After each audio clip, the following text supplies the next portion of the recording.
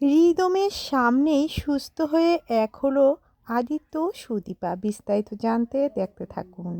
বন্ধুরা, অনুরাগের ছোঁয়াতে আমরা সবাই দেখতে পারবো অসুস্থ সুদীপাকে দেখার পর কোনোভাবেই নিজেকে ঠিক রাখতে পারে না আদিত্য। বারবার কান্নায় ভেঙে পড়ে সুদীপার হাত ধরে।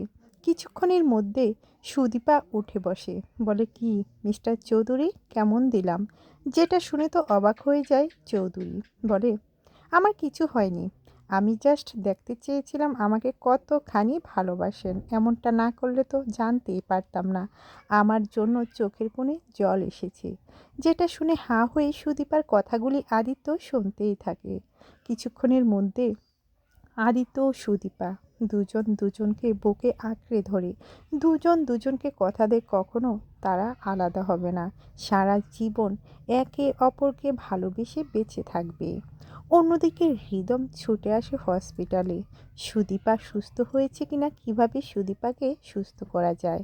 তারপরেই আমরা দেখতে পারবো হৃদম যখনই হসপিটালে আসে ঠিক সেই মুহূর্তে দেখতে পাই চৌধুরী বাড়ির সকলে সুদীপার জন্য চিন্তিত হয়ে পড়েছে। কোনোভাবেই তারা ঠিক নেই, কান্নায় ভেঙে পড়েছে প্রত্যেকেই। হৃদম বলে, আপনাদের তো সেই সামর্থ্য নেই সুদীপার চিকিৎসা করার, আমি সমস্ত টাকা দেব।